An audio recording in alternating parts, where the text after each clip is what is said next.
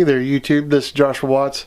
A couple things to talk about first. So the first thing I would like to talk about is I have some new gear that has kind of saved my life, especially since I have this new piece of jewelry on my thumb that, kind of immobilizes my thumb. I have to wear it because I guess it's an overuse issue with my thumb. I guess I don't remember the name of what the technical name of what that's called, but apparently it's like carpal tunnel for your thumb. Most of you probably don't know. I've already had both of my hands actually reconstructed for carpal tunnel. I've had my left elbow, the ulnar nerve, relocated, and I've had trigger finger surgery already. My hands, man, I beat them up. I beat them up all the time. So anyway, enough about that. Here, let me show you the first piece of equipment that I got that has really saved me. It's my Glowforge, and I got the Plus model, not the Pro model. The only real difference I could tell between the Plus and the Pro is the Pro's got a slot right here. I don't need no slot. So, but it's got the same powered laser. It's not super powerful, but it's enough to do leather. I mean, it'll cut wood and acrylic, all kinds of different stuff. Just won't do anything with metal. I think you have to have like a 100-watt laser and up for it to cut metal. But I mean, I could even be wrong about that. The power, meaning I know mine can't do it. Mine is only a 45-watt laser. But man, that thing has been a lifesaver. It's helped me with some smaller designs. If you've checked out my Instagram, which I will, I don't know how to do all this, but you know how people say, I'll put a link up here. I don't know how to do that. So I'll put my Instagram link in the description below. But if you checked out my Instagram, you'll see some of the very intricate detailed like words and stuff that I've been able to do with it. But it also helps me cut out projects and templates and stuff like that. So lifesaver. And I'm going to warn you, my shop right now is fairly messy. Tandy Leather, if you don't know Tandy, they came out with a new piece of hardware that Sellrite actually developed, and then I guess Tandy just threw their name on there. But I got this cool sewing machine here. I really like it. It's saved me. It's a lot easier. I mean, it's actually not really even easier to use. It's saving my arm and my hand. My Tippmann, which I love and adore, it's got this handle here, but there's no motor on the Tippmann, and so my arm, my shoulder, my elbow, my wrist, my hand, that was the motor. So yeah. The only thing I don't like about this, and it's not really that big of a deal, is that, it really only works okay with size 92 thread, or on my Tippmann I would normally use like a 200 and something or a 300 and something size. I can't remember. I will say that even with the 92 thread, it actually makes everything look cleaner, so I do like this. Now, the Tippmann, that's going to be I'm still going to have to use that for a bunch of different projects, especially like gun holsters and stuff. And you can tell in this area, well, maybe, there we go. Right in this area, I'm sewing a piece of leather that has to curve like that, like a holster would, and I can't keep it flat. Well, this edge right here allows me to keep it flat. And then there's my guide to keep it right along the leather. The Stitch Master, like I said, it's by a company that has been around for a while. They're the ones who built it. They literally just changed the color. It's made by a company who's made sewing machines for a very, very long time, called Sellrite, and that's Sailrite. So if you're looking for an industrial sewing machine, not as expensive as like say a Juki or like a Cobra or something like that, definitely check these out. I mean, I would recommend it for most projects. I wouldn't recommend it for like your heavy duty stuff. I've already run into problems with trying to throw like 4 layers of 6-7 ounce leather through there. It's not that it can't sew through the leather, it literally can't fit underneath the foot. So, if you're just sewing like bags and purses and stuff like that, and you don't necessarily need to have, an inch or 3/4 inch leather going underneath there, then you're going to be totally fine. Otherwise, I totally recommend the Tippmann. for all your very thick leather needs, saddle skirting, multiple layers of saddle skirting, you know, that kind of stuff. So anyway, I do have a build that I'm going to do today. It's going to be a Cepher cover, but it's of a design that I did for a journal, what, about a year ago, maybe more than that. Man, it's been so long. Red with black antique. It's going to be quilted, rivets, and it's going to have the olive. Olive is ALEPH, and the tav, which is in Greek known as the alpha omega. So that's what we got going on today. So I need to get the shop set up for tooling and get myself set up for tooling. But I do have one interruption today, and I have to take my son to go see his teacher. My son is homeschooled, so but his teacher, every 2 weeks they got to meet. So today's one of the days they're meeting, and so I'm going to have that interruption. So at least I'll have a nice little break with my hand. This begins the build portion of the Cepher cover I'm doing right now. I'm going to probably try to change this video up, not just do a complete speed video with repetitive music that makes you fall asleep, so on and so forth. And maybe even come up with some sort of clever title. Actually, probably not. I'm not that clever. But anyway, you'll know what it is, because I don't even know what it is yet. But you already know what it is. So I'm going to go ahead and get started on this. So like I said, we're doing a Cepher cover today. I'm going to measure out where the client wants the olive tav and where all the holes should be. So that part, some parts I probably will speed through. So that means I have to do a camera change. Here we go. So first things first, I have to do a bit of measurement to find center here, because I'm going to put the olive tav right in the middle here. But first thing I need to do is grab my hole template and figure out where all the holes are, because if I don't do that, I might wind up putting the strap right over that. So I'm just going to put a hole there, hole there. Let me change that hole. There we go. And then the holes in the back strap, I don't know if you can see, kind of barely, huh? Alright. And then I'm going to keep this edge lined up so I don't have to do a bunch of funky measurements. And we're going to just put a little mark here, and then the bottom strap, or the bottom line here. Line that edge up again. Put another line, just so we know where everything's going to bend. And I apologize for all the erroneous noises. I'm in my shop. There's not very much insulation out here. So the first thing we're going to do here is just kind of get a baseline. And you've probably seen this in other videos, but I'm just going to explain. This is a 8H pencil. You probably can't see that. It's probably not focused very well on it. But, or no, I'm not. 8B pencil, not H.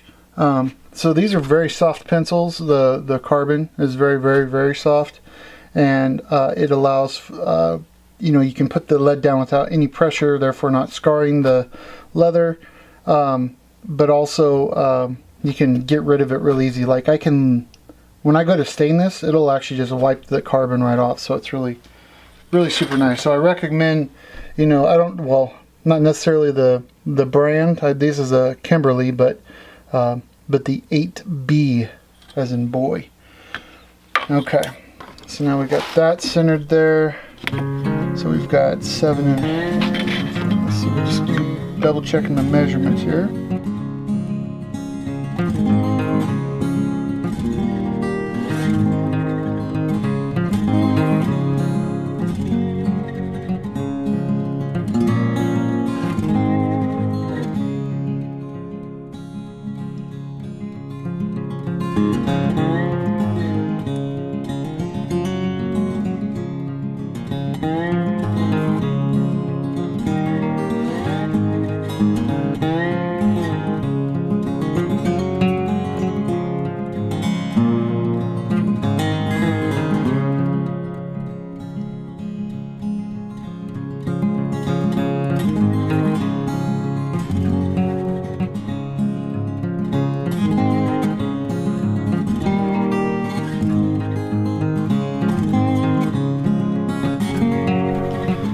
So as you can see, that was kind of a pain in the butt to get those lines all squared up, especially when the material you're working with isn't where all your lines are going to intersect, are going to be perfectly square. In the end, I got it. It's not really a big deal now, especially since I got it. So first time any fluid has ever touched it. So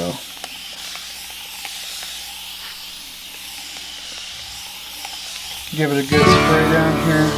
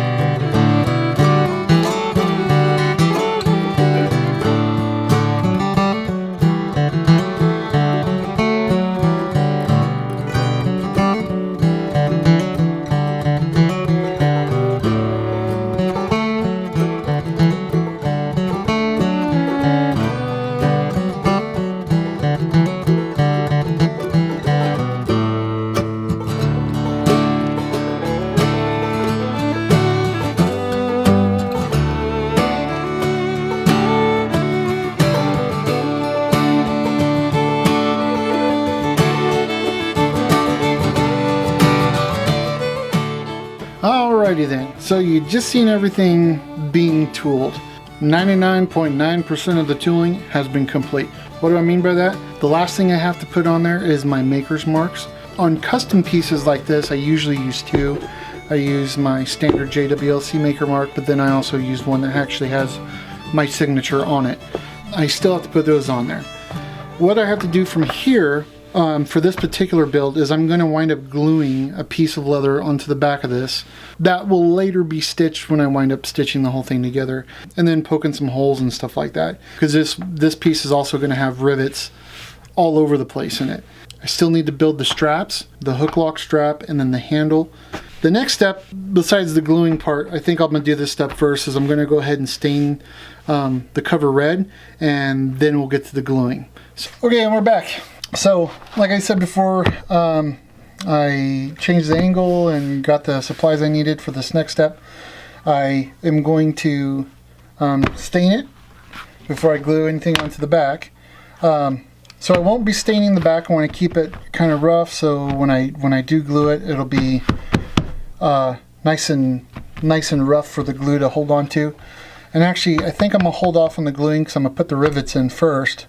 That way, when I put the material on the back, it'll cover all the back pieces of the rivets. When you are staining the leather, you kind of want to move a little bit quickly, but not, you don't have to rush, but you don't want to just take your sweet old time doing it either. This piece, these parts in here are going to be black, but since black is darker than red, we're just going to go right on over it. The way that I do this is I'm just going to be applying some red dye to this nifty, oh, you know what, I don't even have my light, forgive me, onto this nifty little pad here.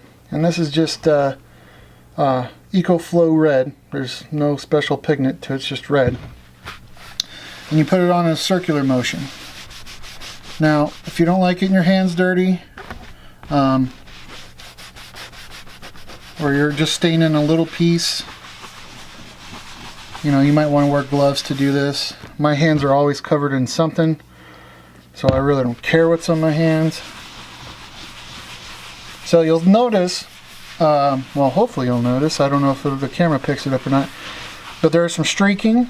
There's a couple ways. I mean, you're not going to be able to entirely avoid getting streaking, but I mean, one way to do it would be to use a brand spanking new pad, or a cloth or something, something soft, more on the spongier side. Sponges, I found that they don't necessarily work too great just because they're a sponge. They want to hold on to the liquid and not let go of the liquid.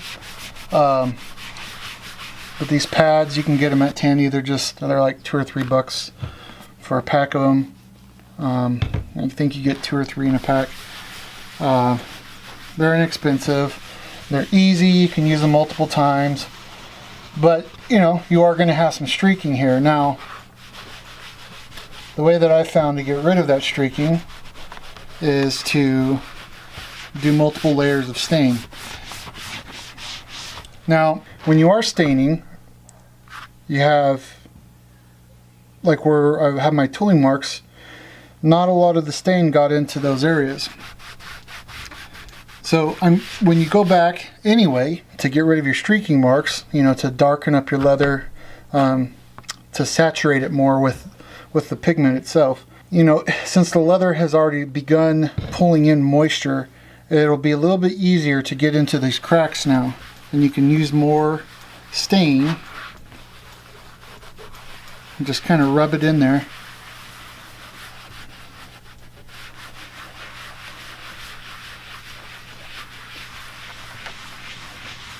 And then I do kind of like a polish immediately after a stain, because it just helps the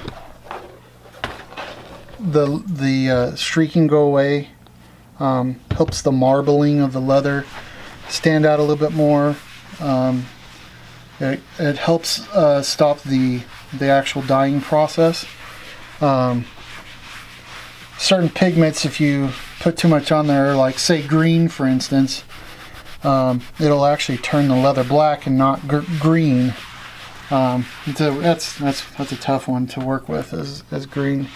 If you have an airbrush or a spray gun, I suggest, if you want just a regular old green color, to spray it on and be very fluid with your movements. There we go. And but otherwise be kind of light-handed with your hand staining when you're using certain pigments like green.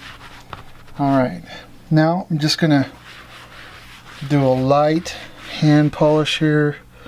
Now I'm not too worried about most of the areas where I have tooled, and just because I am going to be putting antique on this particular piece, and that's going to help darken up and hide that stuff. And the antique is actually a gel, so while it's still wet like this, I have a horsehair brush that I like to use. It's just, you can use these, you get them for like shoe polishing kits. I have an actual horsehair brush made in Israel, and I just start buffing it.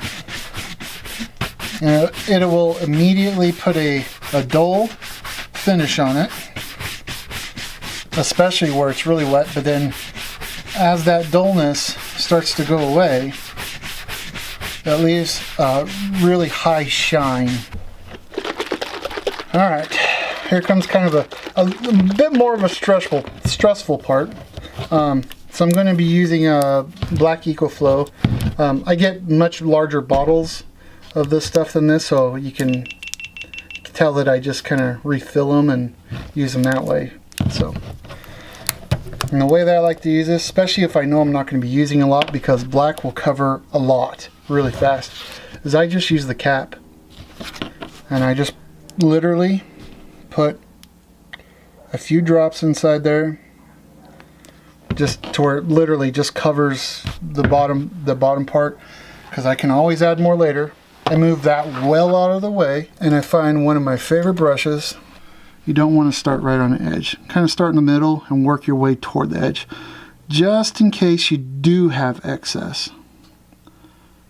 And just so, I mean, because of the angle of my brush, I hold it, I'm right-handed, so it's tilting off to the right. I'll actually wind up turning this leather before I go anywhere close to this edge here. So I think I'm going to leave it here. I see some pretty big wet puddles left on here, and it's going to need to dry. We're pretty late in the day, so I'm going to go ahead and let this dry overnight, and tomorrow morning we'll go ahead and start applying finish to it. See you tomorrow morning. It's very early the next day. I'm still waking up, but we need to get some finish on here. Now you can tell the stain took very well to the leather. That's because I always buy really good leathers, very good quality leathers. So now it's time to put a bit of finish on here. That way it'll protect the leather and also act as a resist for when I antique it. So again, I'm just using one of the these little pads I can get Tandy Leather. I'm using a product by Phoebe's called Pro Resist. I will not be putting the resist here on that side. Again, I'm going to glue that side, but I'm going to go ahead and finish. You may or may not see on camera any like slight color change or anything like that. It actually shouldn't really change the color. If anything, it should make the color look more saturated because it's wet. So the resist is dry now. I can touch it. There's no moisture at all. I would start with smaller amounts rather than larger amounts for the best result. And then what you're going to do is just put it on there and rub it in. You want to work small, work in small areas. The goal here is not to change the color, but it is to push it into all the cracks and tooling marks. And again, this is antique, so I mean, you're trying to make it look old, you know. Now this stuff will dry pretty quick, so you do want to move kind of quickly. You don't want to let it set in one area for too long.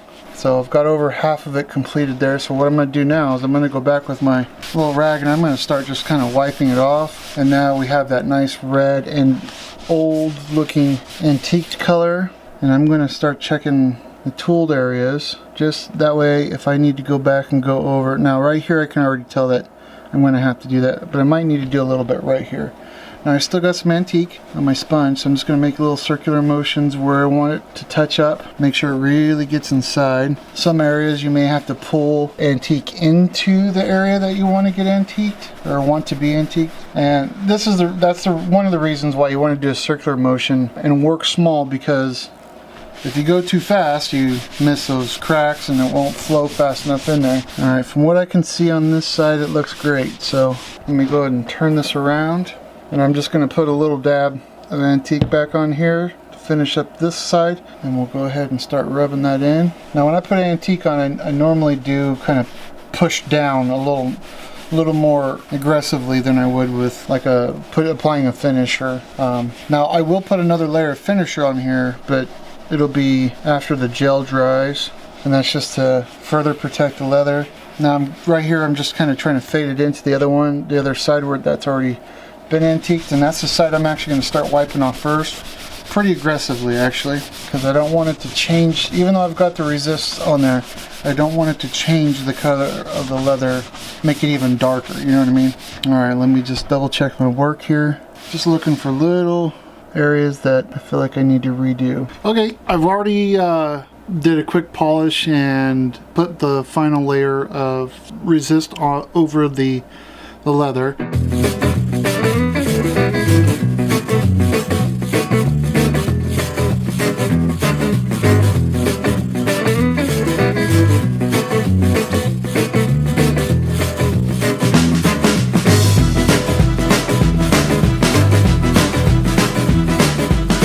And as you just saw, I just poked all the holes and installed all the rivets. They're just decorative, they're not structural for this particular project. I'm going to go ahead and do next, glue on the liner.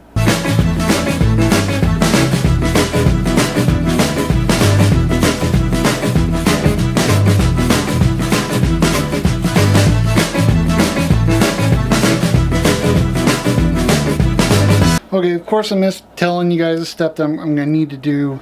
So I've already have these pre-cut, but I need to do some edge treatment for them. What are these, right? They are the inside sleeves that the Cepher cover or the Cephers are going to slide into. It's actually what holds on to the Cepher. They're pretty important actually.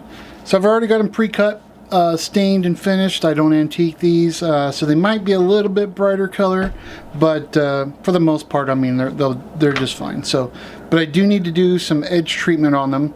So let's do that now.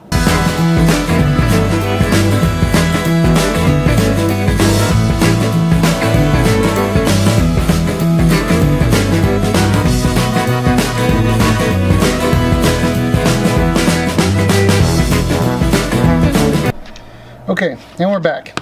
So I've got the sleeves taped up, and we just need to attach them in this orientation like so. So what I'm going to do is go ahead and peel the tape and stick them to them, and then we'll get ready to sew it.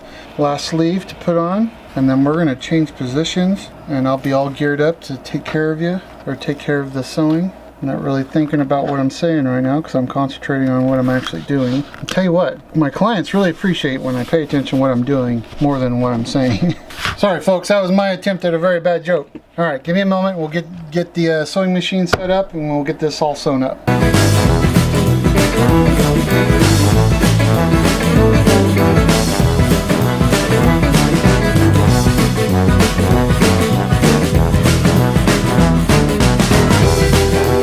So now we're going to head back over to the bench.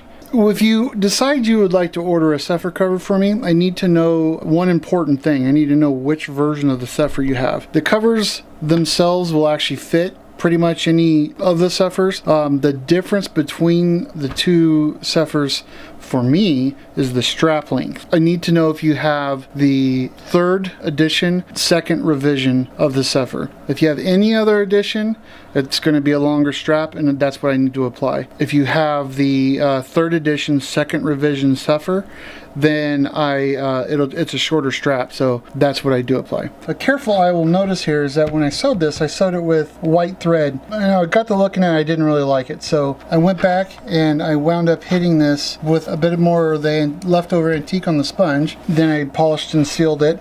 I did it on both sides, as you can see. Then it came out looking great. So I'm going to go ahead and start, and I always start on the back. I don't know why, it's not a rule. It's just what I do.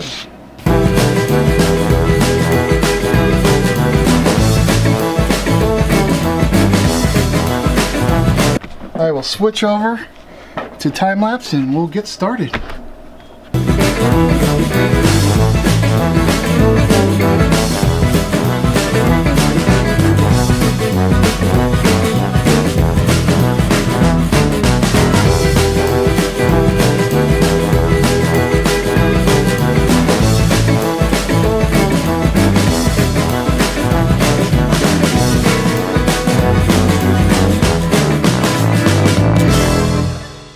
What we're going to do now is we're going to go ahead and glue the lining onto the straps and the handle.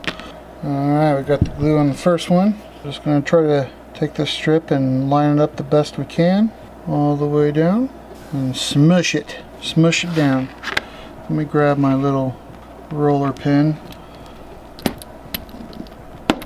So I have the cover here. One of these is going to have to be the handle, 1.5 inch. I think these are called English half rounds. And I'm just going to put it on the very end here. I'm going to line this up best I can because the strap is not 1.5 inches, it's about 1.25 inches actually. Knock that right off there. There we go. So this is a 1/4 round, and it's actually 1/4 inch, 1/4 round. And this is where the strap lock is going to be connected to.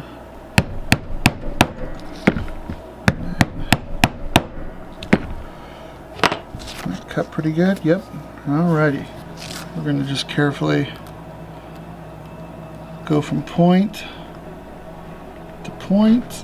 Let me go ahead and sew up these two straps real quick, and then I'll be right back.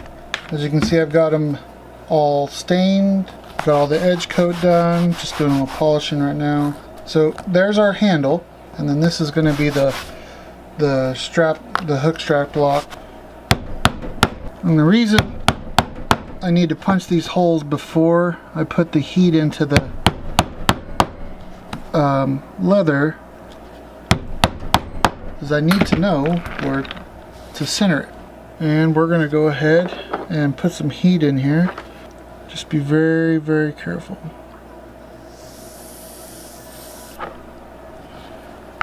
And there we go.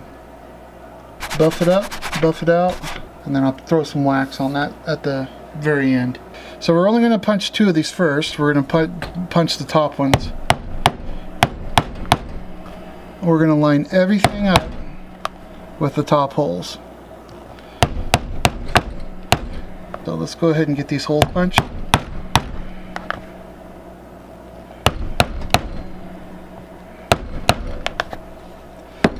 Great. Now those are in. And we'll just stick her right next. A little bit off to the side. There we go. Now it's got my signature. These things are so small, my fingers are so big, it's hard to get them all the way in there, or hold on to the rivet. And I'm not really worried about stretching the leather because this leather is going to get stretched anyway.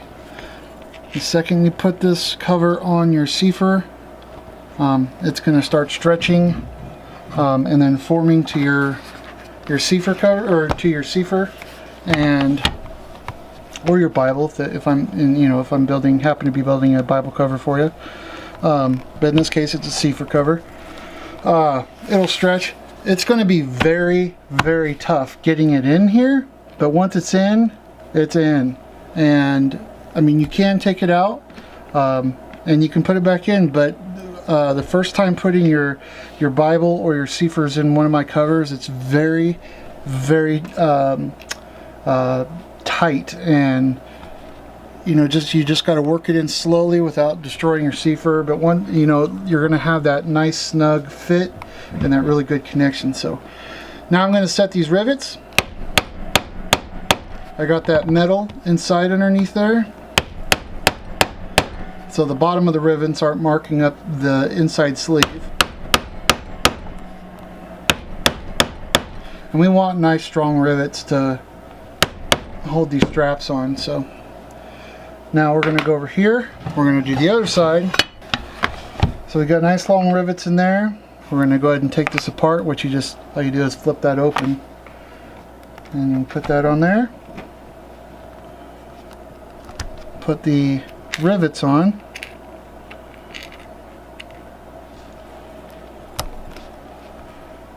And grab our die. We've got the metal underneath it. And we're going to safely secure it.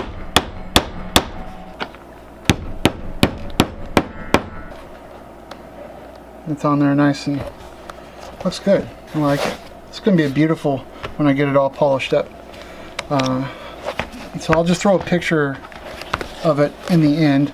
So what I'm going to do now is I'm just going to fold the book, make a light mark on the edge there, which I see it, okay? And then I'm going to grab a square, and I'm just going to double check that. So we are there, and we're there. So I'm just going to make a little mark right there. And then punch our holes.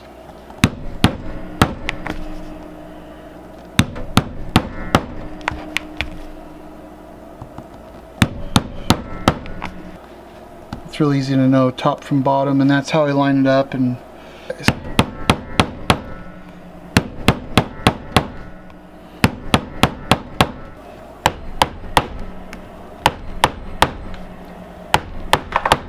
Dr. Jackson's waterproof wax. It's good stuff. And it's kind of like wax in your car. You want to do wax on, wax off. So, but that, my friends, completes this build for the Cepher. It's beautiful, right? I certainly think so.